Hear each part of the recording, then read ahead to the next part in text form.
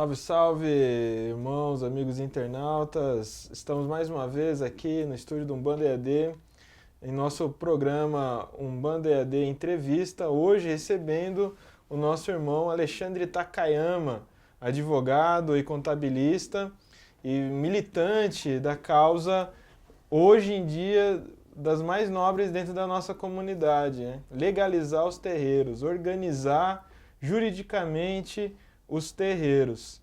E Alexandre Takayama está trazendo para a plataforma o curso Gestão de Terreiros, Direitos e Deveres. E é sobre isso que nós vamos conversar hoje.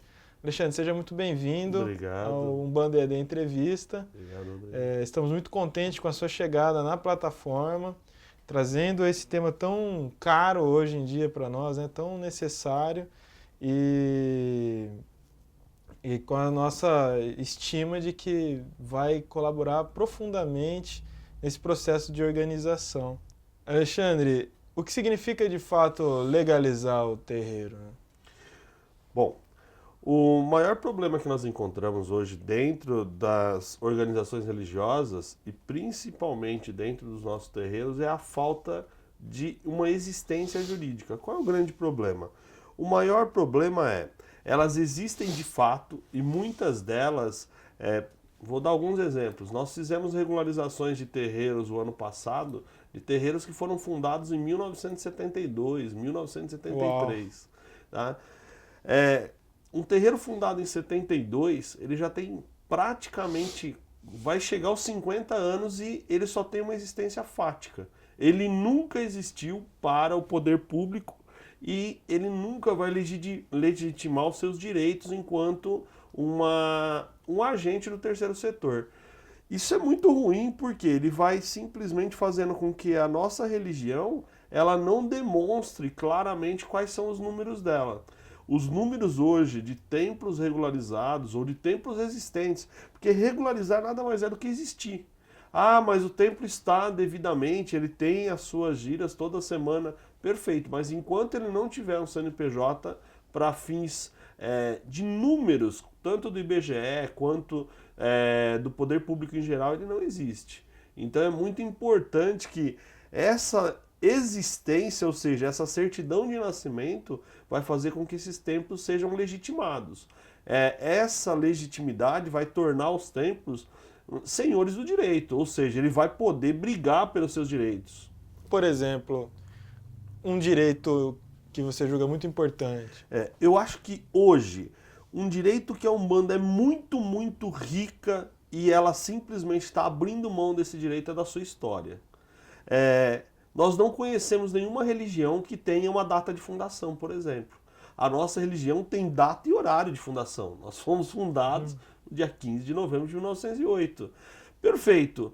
Imagina só, nós temos toda essa propriedade em termos de uma história e ao invés de documentarmos essa história juridicamente, né, nós estamos simplesmente jogando isso fora.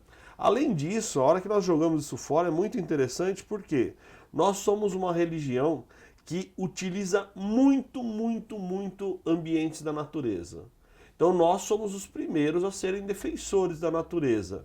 Se nós não brigarmos por termos direitos de acesso à natureza, e aí nós vamos bater de frente com a questão da intolerância religiosa, só que é assim, nós também temos que saber o que é correto e o que não é correto, né? A série de direitos que a legalização te traz é muito grande. Por exemplo, você tem imunidade tributária, você tem o direito da sua prática religiosa. É muito importante que o irmão entenda também que o seu direito termina quando começa o do outro. Não é porque eu tenho um templo religioso devidamente constituído que eu deu 22 horas eu vou pegar e vou descer a mão no atabaque. Algumas coisas têm que ser entendidas também. Na prática, por exemplo, essa isenção tributária seria o que exatamente? Os termos mais importantes, e eu acho que isso é muito bacana para o irmão entender, primeira coisa, imunidade com relação ao IPTU. Né? Todo templo religioso é imune ao pagamento do IPTU.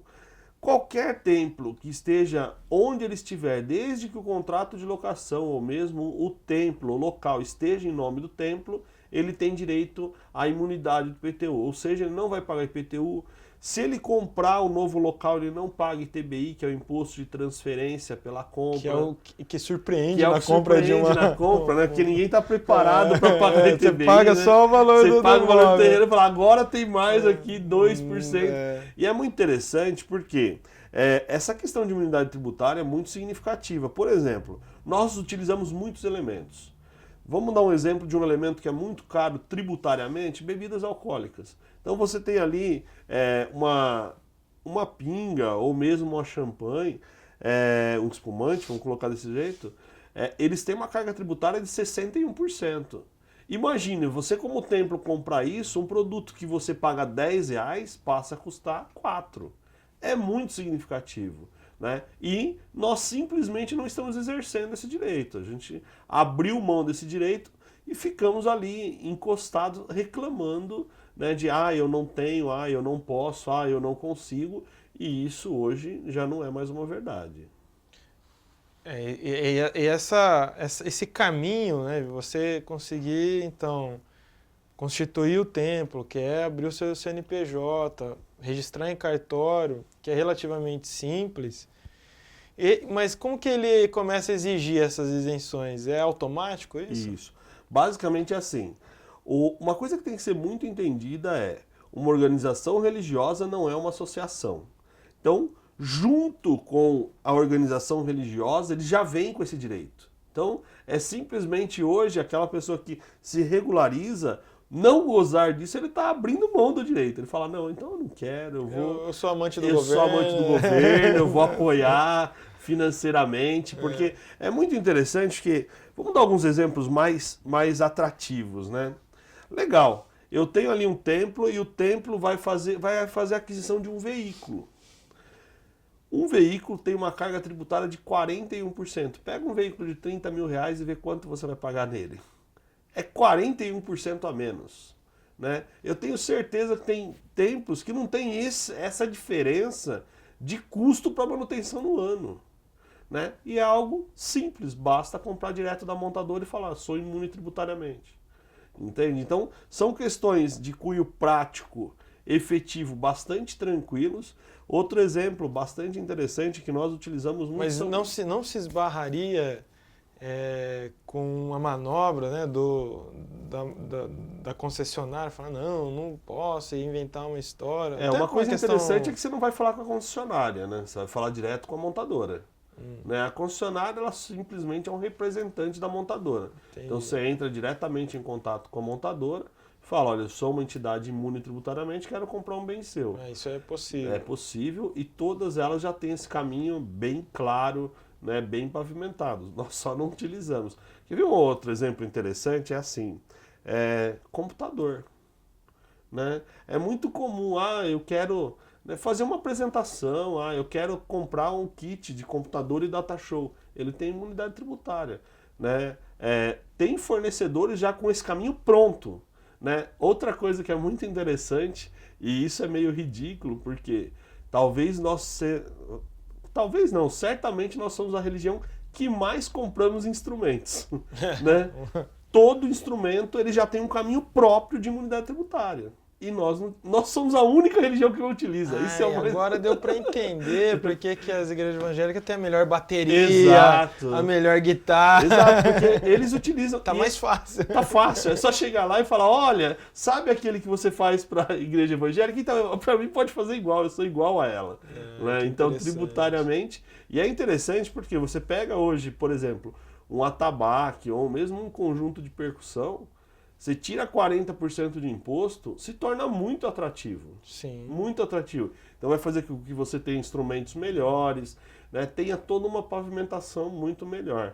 Então isso é muito fácil e hoje todas as indústrias musicais já têm esse caminho, porque o grande filão deles acabou se tornando os evangélicos. Mas até para encerrar esse assunto da isenção tributária, isso se aplica a tudo. Então eu vou fazer uma reforma, comprar material de construção... Compro tributariamente não tributado, ou com imunidade.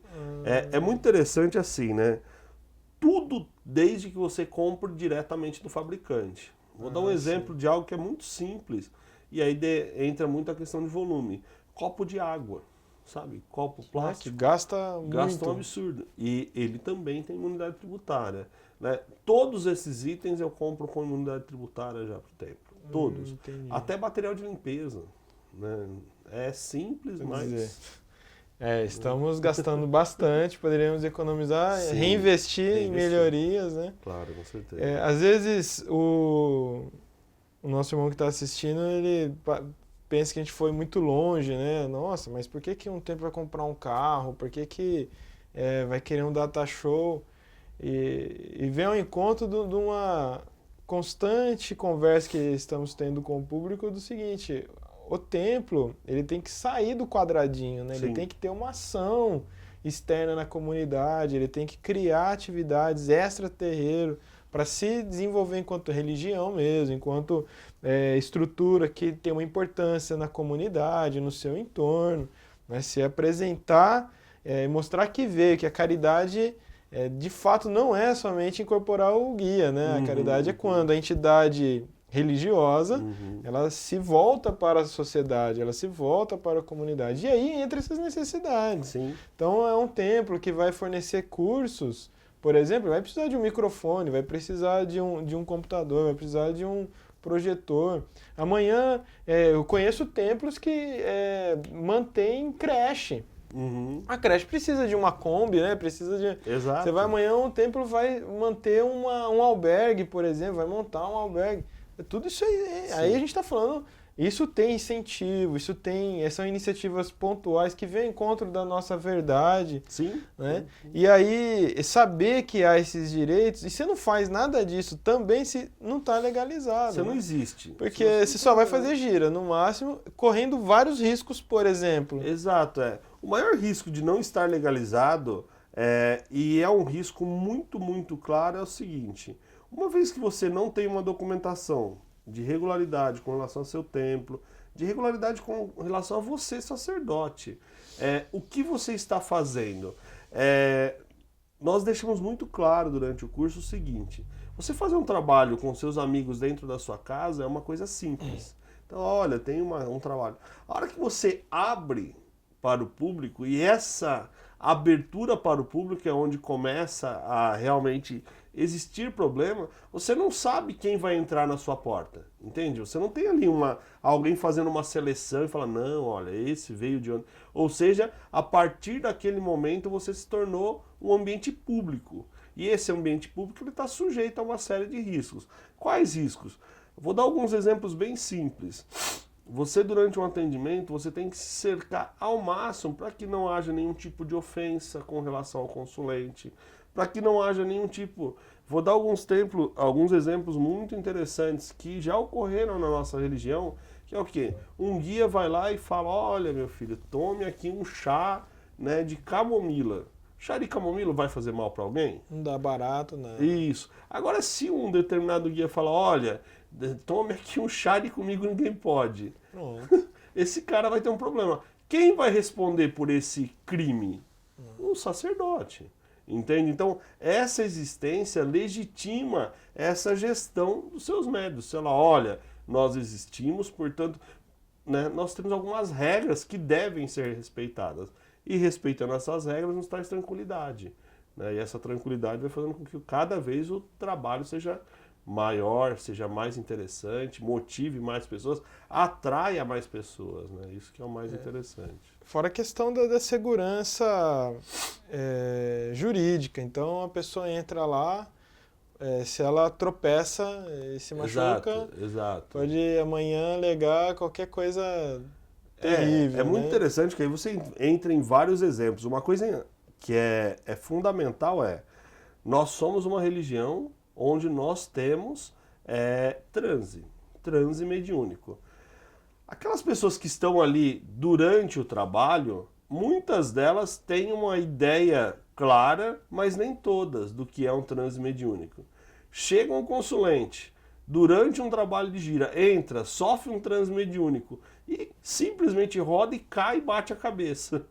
Nós estamos com um problema enorme se nós não tivermos uma constituição jurídica, que legitima o quê? Olha, aqui é uma religião, essa religião tem transe mediúnico e ele entrou sabendo de uma... Livre, espontânea vontade, Exato, assinou o caderno, exato, né? ou seja, ele se documentou E você se isenta, né? de Então, qualquer né, outro problema. como casos que a gente tem notícia de terreiros que têm recolhimento, né? Sim, com cárcere privado. Exato. É muito perigoso, isso, meus irmãos, é um alerta. Cuidado com alvará de funcionamento religioso. Por quê? Alvará de funcionamento religioso é um reconhecimento, né, da federação que você está regular perante a sua federação. Agora, isso não é um reconhecimento do poder público. Ou seja, o poder público não reconhece aquele alvará de funcionamento religioso. Isso é algo muito sério porque tem sacerdotes que entendem que aquilo ele tá regular. E aí ele está, muitas vezes, se tiver 3 assinaturas, ele está falsificando um documento público, né? Se ele utilizar isso como alvará de funcionamento. Então são cuidados que, durante o curso, nós queremos explicar para que essa informação possa ser disseminada e tirar esse monstro que existe. Não, na realidade é muito simples e a legalização ela traz muito mais direitos do que deveres. Benefício, segurança. Teve um caso com um irmão conhecido nosso, que um Ogã estava lá tocando na gira, de repente, pum, caiu para trás, teve um infarto fulminante. Sim. E aí, se não é e aí chegou, socorreu tudo, né? Levou para o hospital. Chegou lá, a família era evangélica, né? E começou já a inflamar uma situação de isso porque ele estava na macumba, alguém fez alguma coisa para ele, até que esse sacerdote, legitimado, obviamente, pôs eles no lugar, né? Falou, olha, a partir daqui você começa a criar um problema de crime em relação à minha instituição, em relação, né? Que você está falando, você tem que provar. Claro. Né? Por outro lado, ele era um religioso, estava lá porque queria estar lá e é um acidente que aconteceu. Sim. Mas se realmente não está legalizado, não tem segurança jurídica, você provar, né? Pronto, você vai preso. Sim. Você está lá, você realmente deixou o camarada lá dentro, fez alguma coisa e não consegue provar o contrário. Exato. Né? Isso acontece, isso é fato concreto. E é interessante que assim, olha, tem um caso muito recente de irmãos nossos que foram presos e vão cumprir pena, né?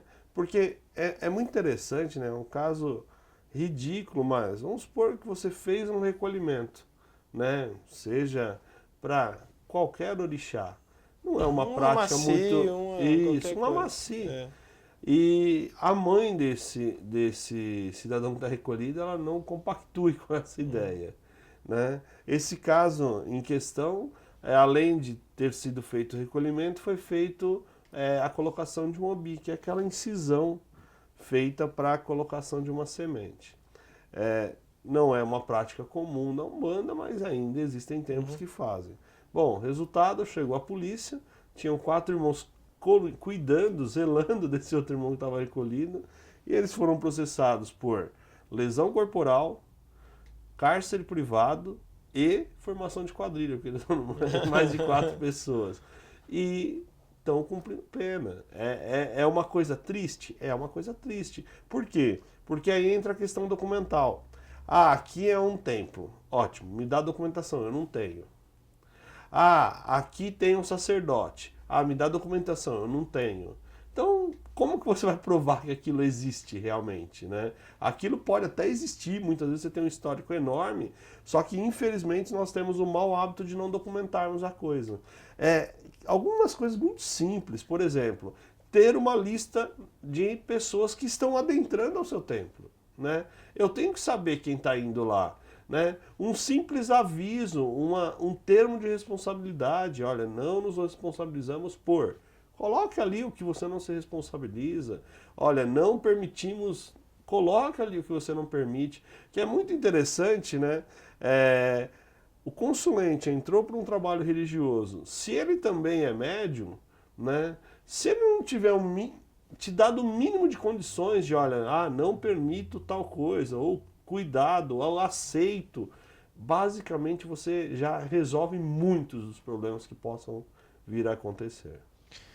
Bem, dentre tantas coisas que poderia ser dito aqui, a legitimação de um terreiro está no caminho jurídico. Isso não tem porque não estamos tratando aqui, e nem o poder público vai tratar da questão da legitimidade espiritual, que isso não é competência, Não. né, do Estado e do leigo, a sociedade civil.